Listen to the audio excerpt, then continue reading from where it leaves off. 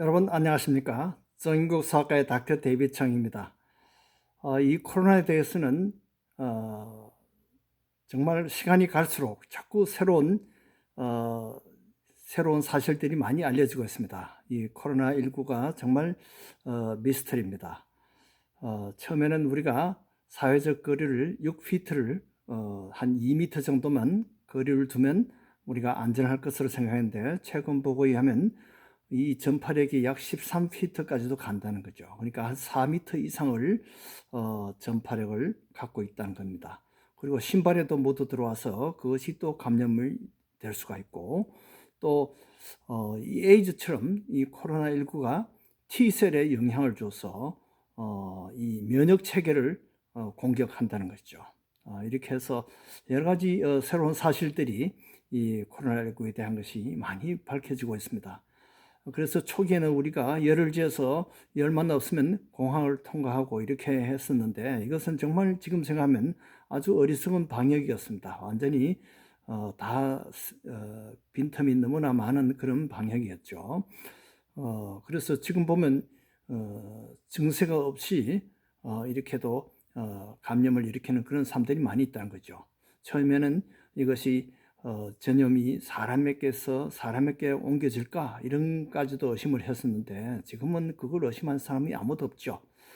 전면 경로는 우리가 사람과 사람 사이에 이 포말로 이 기침이나 이런 거 할 때 침이 튀겨서 이렇게 포말로 되고 또 그보다 더 작은 에어로솔로도 이 감염이 될 수 있다는 것이고 또 대변에도 이 바이러스가 나와서 대변으로도 이렇게 감염이 될 수 있지 않을까 지금 그렇게 걱정을 하고 있습니다.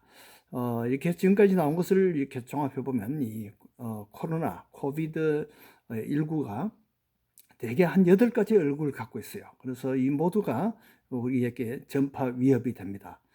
첫 번째로는 아무 증세 없이 안심하고 있었는데 그 사람이 사실은 코로나를 가지고 검사를 해보니까 양성이 나와서 확진자가 되고 그렇게 돌아다니는 사람들이 증세 없이 돌아다니는 사람들이 거의 한 50%는 될 것이다. 이렇게 지금 발표하고 있습니다. 그렇게 하니까 지금 사실은 많이 이 의료계나 또는 경찰들 또는 약사들, 간호원들 다 지금 모두 사실은 이 바이러스가 어느새 들어왔지 않을까 모두 전전긍긍하고 있습니다.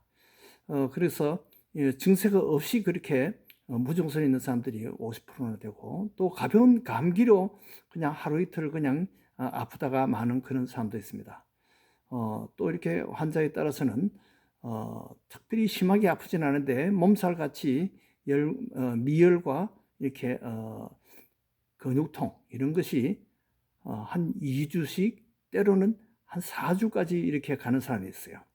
그렇게 해서 어떤 사람은 가볍게 이렇게 몸살기가 있었는데 이 확진자로 판명이 됐고 이 사람이 한국에서 이렇게 집단 요양을 하다가 37일 정도 이렇게 해서 14번이나 검사를 해서 겨우 이제 음성 판정을 받고 나왔다는 그런 이야기도 했습니다. 그렇게 해서 몸살 기운이 이렇게 장기간 가는 그런 환자들도 있고요. 또 이제 기침이 더 심해져서 기관지염까지 가는 사람이 있고요. 또 때로는 이것이 폐렴까지 갈 수가 있습니다. 그러나 폐렴이 걸린다고 해서 모든 사람이 다 생명 위협한 것은 아닙니다. 이 폐렴 중에도 폐렴 바이러스성 폐렴인데 또 세균성 합병증이 생겨서 더 위험하게 되는 경우도 있습니다. 그 다음에 7번째는 이 호흡 부진을 가지고 인공호흡을 해서 벤틸레이터를 통해서 회복이 되는 그런 경우가 있습니다. 그렇게 해서 이제 다시 이제 건강하게 정상 생활을 하는 그런 사람이 있습니다. 그리고 8번째는 이 폐렴이 걸리고 호흡 부진이 생기고 ARDS라고 해서 Adult Respiratory Distress Syndrome이라고 해서 이렇게 결국 SARS-2로 사망하는 거죠. 결국 벤틸레이션 치료를 했지만은 사망하는 그런 경우가 있는 것이죠. 현재 치료약은 없다고 봐도 무방합니다. 그러나 지금 여러 가지 약들이 지금 치료 효과가 있을 것이라고 이렇게 믿어지는 그런 약들이 여러 가지 있습니다. 아직 완전히 이 FDA에서 완전히 확실하게 추천할 만한 그런 약은 없습니다만은 그 외에 말라리아 약이라든지 에이즈 약이라든지 여러 가지 바이러스에 치료하는 그런 약들을 지금 쓰고 있습니다. 현재. 그러나 지금 아직 백신은 없는 것으로 지금 알려지고 있습니다. 그러나 이 백신도 어디에서는 지금 확실하게 효과가 있을 것이다 이렇게 해서 지금 동물 실험까지 하는 그런 백신도 있는 것으로 알고 있습니다.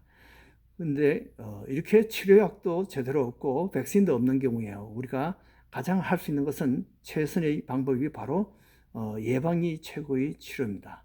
그 예방이 뭐냐? 결국은 우리가 거리를 더 많이 둬야 됩니다. 그래서 한 13피트 정도 이렇게 거리를 두는 것이 더 안전하다고 그렇게 봅니다. 그리고 마스크가 이것이 예방이 되느냐 안 되느냐 지금 그것이 논란이 많이 됩니다만은 N95 정도 되는 그런 것은 95%의 모든 파티클을 다 걸러내는 그러한 아주 초정밀 그런 마스크입니다. 일반 사람들에게는 이 마스크가 필요하지 않습니다. 보통 일반 마스크, 천으로 된 마스크도 일반 사람들은 괜찮습니다. 이 마스크의 효과는 결국은 이 확진자의 경우에는 이것을 다른 사람에게 옮기지 않도록 하기 위해서 하는 것이고 또 건강한 사람이 마스크를 끼는 것은 바로 옆에 이렇게 포말이 생겼을 때 그런 포말을 내가 마시지 않도록 하는 그런 효과를 노리고 마스크를 합니다. 그러나 마스크는 우리가 100% 의존하기는 어렵습니다. N95 같은 것은 이 치료실에서 간호이나 또는 치료하는 의사들이나 이런 분들이 사실 필요한 것입니다. 보통 일반 사람에게까지는 그것이 별 필요가 없습니다.